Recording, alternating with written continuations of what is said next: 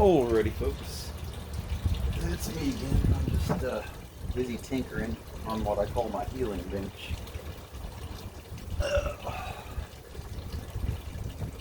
Right now we're going to be changing the stock tensioner on this cheap Chinese chainsaw. It's a Noah clone. This one happens to be 54.5 cc's. They say it's 58. That is a lie for those who don't already know. It is definitely 54.5. I measured it with a caliper, and it is definitely not 58. It's neither here nor there. Just want to finish this thing off. I built this thing for a buddy of mine. He hasn't been able to make it by to pick it up yet. But I wanted to convert this thing from this crappy front tensioner over to a nice side tensioner. Loosen that up a bit. Come on. I always want to fight you when you're recording and make you look bad. It's alright. You know why it doesn't want to come off. Because of that. I should have checked that first. Brake was on. That'll do it every time. Alright. So let me take this and just set it out of the way because the only thing we need right now is this tensioner here. Go ahead and get this thing straightened out. I swear you barely use it, things get full of sawdust and grease. There we go.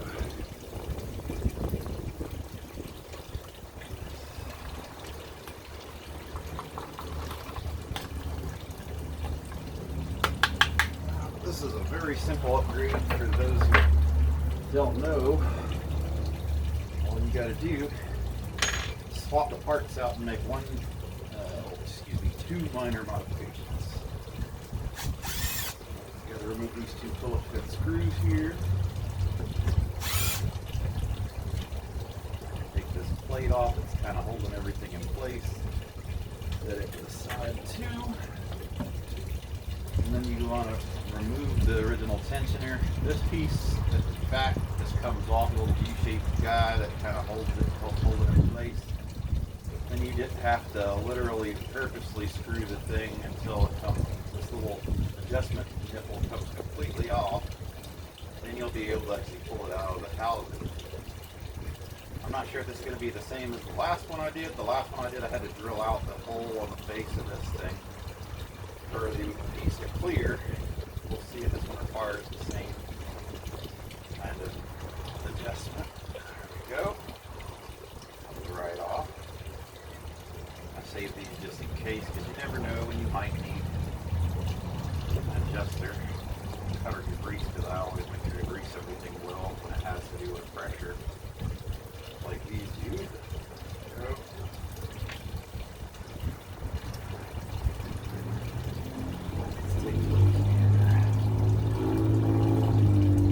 I remember right, I used a 5/16 drill bit. That one does look like it has the same issue.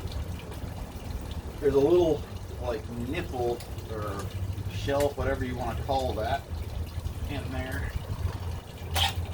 And it keeps you from being able to put the piece in this piece here. That's the actual adjuster. Get our drill bit switched out. This hole right here. Doesn't really matter what direction you go, just drill it out. There, see? Simple. Done. Now, you'll be able to drop this guy right in there. Without doing what I just did, it just won't fit. It's going to be a tight fit. I don't know if that's intentional from the company or what. The piece almost seems like it won't fit. You just got to kind of push it in. Kind of clearances itself as you use it would be the best way I could say it.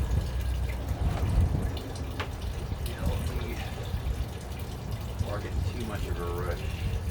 I like making sure everything's greased well. Let's see, where did I put Mr. Grease?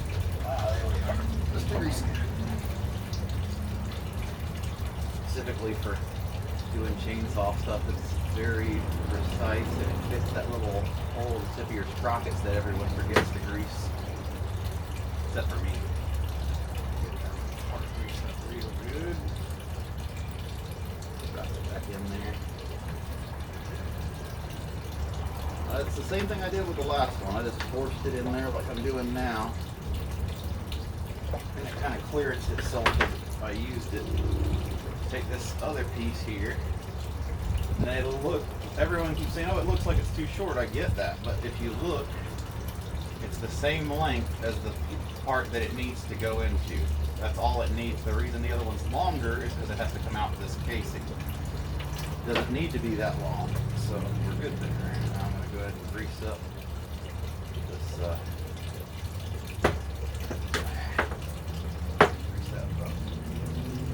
this stuff has a lot of pressure and tension on it, so you definitely want to make sure you got plenty of grease on it to be happy.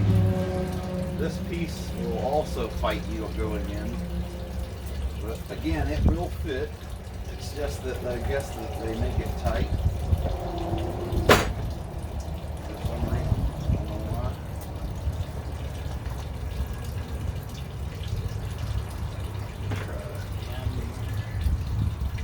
All I know is it fits, it just doesn't like fitting. There we go.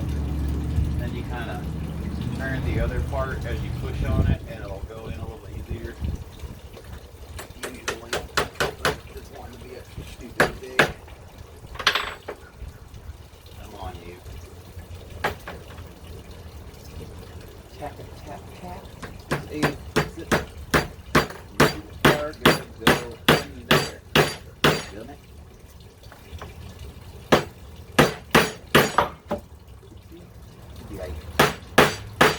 Alright, so there we go. Now it's in there.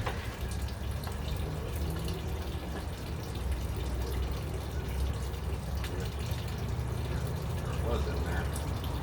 This thing is, this one's being a little more fidgety than the last one. I would say it right about now. So don't start adjusting that until after you put this plate back on, but before you put Mr. Plate back on, there is a step in it that needs to be removed because this is taller than what was there, so you gotta just don't worry about that. I gotta stop leaving so much crap on my bench and then stuff wouldn't fall off. Alright.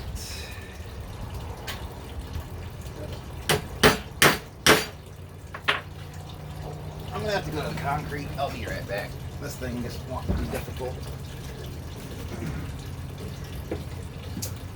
I know one way or another this thing is going to give up what I want. Which is, there we go. Flatten that sucker out so that everything fits the way it should. Alright, so it should look something like this. It doesn't have to be perfect because once you put the screws in it, it'll hold it in place. So now, lay that sucker back down. Well, before I do that, put a little grease down the entire length of this screw. There we go. Now,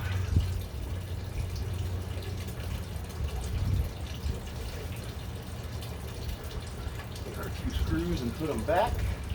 And then all you got to do is work the mechanism back and forth a little bit to loosen it up, and it'll be just as good as it can be.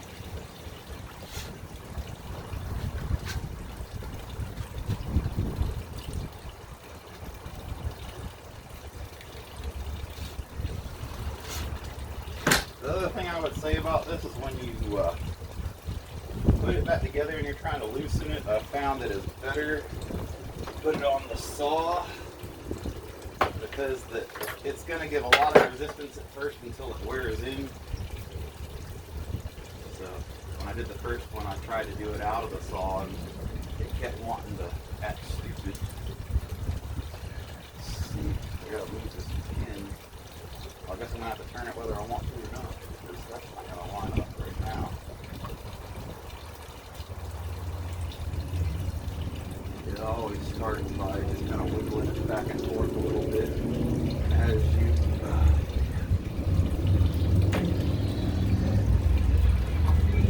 move it back and forth. It'll get better.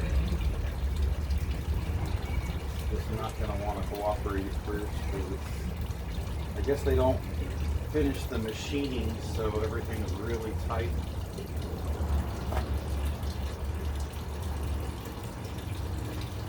Yeah, there we go.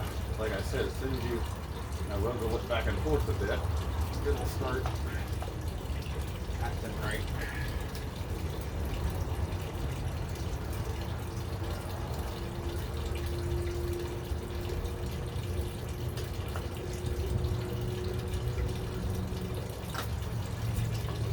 Come on now. Quit fighting me and just go.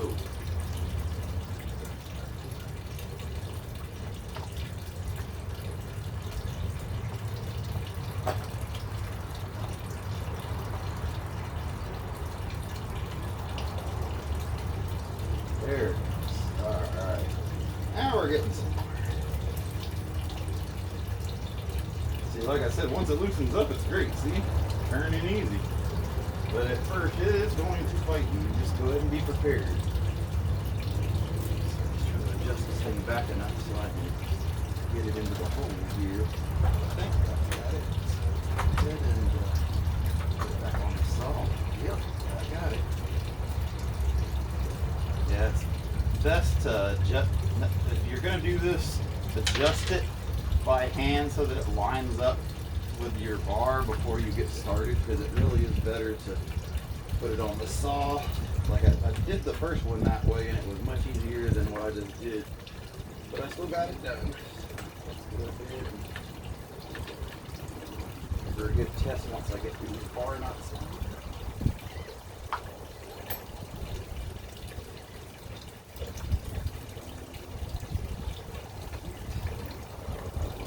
Always do, you get it to where it starts to feel tight and then back off just a little.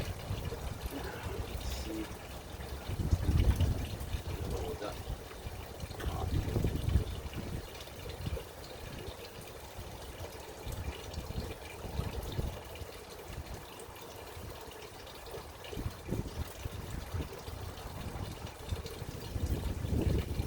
Almost there.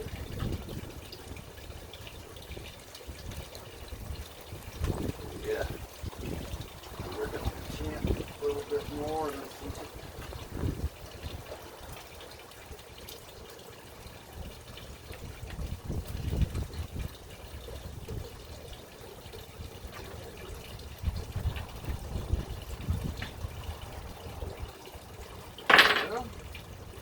change it nice and tight like it should be. And that's how you put a side chain adjustment on a cheap Chinese vanilla clone.